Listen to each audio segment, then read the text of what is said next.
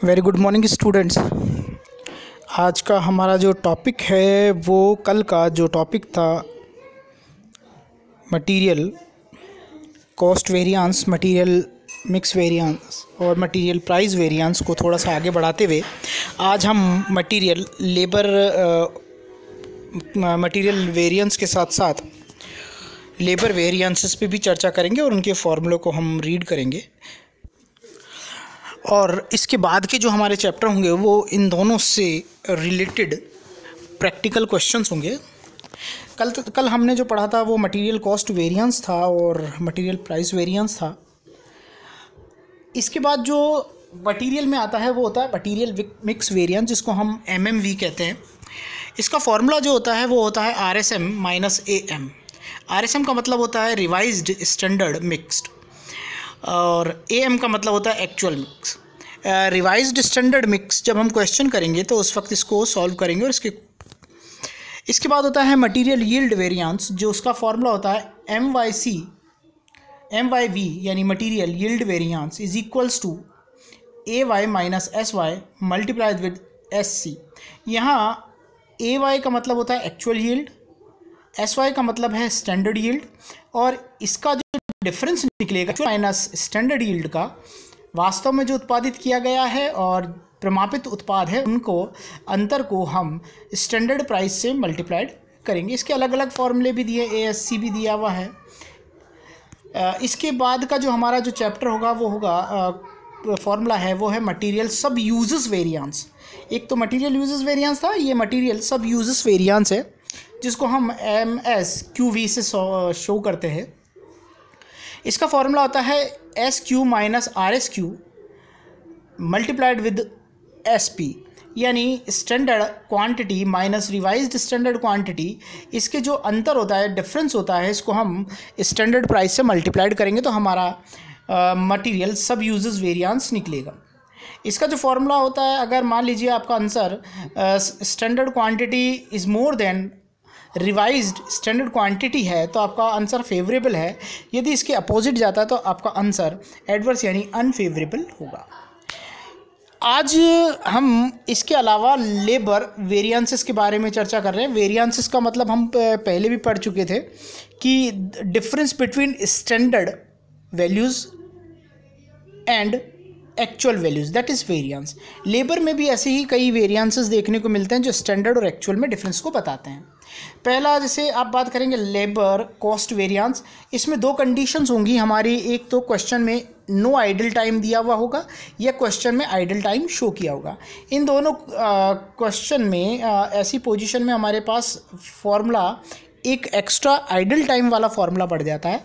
जैसे आप बात कीजिए लेबर कॉस्ट वेरिएंस, अगर आइडल टाइम नहीं है तो हमें दो ही फॉर्मूले निकालने, एक तो लेबर रेट वेरिएंस और दूसरा labour efficiency variance. If there is idle time in the question given तो आपको labour rate variance, labour efficiency variance और उसके साथ साथ लेबर आइडल टाइम वेरिएंस भी निकालना पड़ेगा। अब बात करते हैं labour cost variances. Labour cost variances कैसे निकालते हैं? इसका फॉर्मूला होता है LCV is equals to ST multiplied with SR minus AT multiplied with AR, यानी standard time multiplied with standard rate और actual time multiplied with actual rate. इस situation में हम एक्चुअल टाइम को एक्चुअल आर के साथ भी बताते हैं कि कई बार एक्चुअली आर्ड वर्क भी आता है, तो इसमें जब भी AR आएगा या AH आएगा तो उसका मतलब एक ही होगा। फिर उसके बाद है AR is equals to actual rate paid. इसका फॉर्मूला यदि ST मल्टीप्लाइड विद SR की वैल्यू अगर it more than AT multiplied with AR, यानी स्टैंडर्ड टाइम को अगर आप स्टैंडर्ड रेट से मल्टीप्लाइड करते हैं और इसकी वैल्यू जो है वो आपके एक्चुअल टाइम को एक्चुअल रेट से मल्टीप्लाइड करने से ज़्यादा आती है तो ये आपका आंसर फेवरेबल होगा। अगर इसकी अपोजिट कंडीशन होगी ST multiplied with SR less than AT multiplied by AR तो ये आपकी कंडीशन एडवर्स होगी। यहाँ हमने वापस एक चार्ट दिया है जो आपकी बुक के अंदर है। इसमें चार्ट में अगर आप गौर से देखेंगे तो आपको लिखा होगा when there is no idle time और when there is idle time, यानी जो लेबर है उसका कार्यहीन समय और हो या ना हो।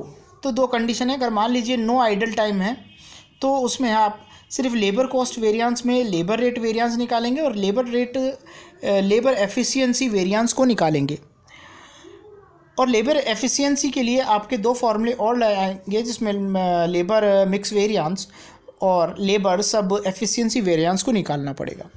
अगर मान लीजिए क्वेश्चन में आपको आइडल टाइम दिया हुआ है तो आपका फॉर्मूला कुछ इस तरीके से बन जाएगा। आपको जो फॉर्मूले फाइंड आउट करने पड़ेंगे, लेबर कॉस्ट वेरिएंस और लेबर एफिशिएंसी वेरिएंस निकालना पड़ेगा। लेकिन लेबर एफिशिएंसी वेरिएंस के तीन पार्ट हो जाते हैं, labour mix variance, labour efficiency variance जो आप पहले भी पढ़ चुके हैं, सब एफिशिएंसी, और इसके अलावा आपको लेबर आइडल टाइम वेरिएंस भी कैलकुलेट करना पड़ेगा।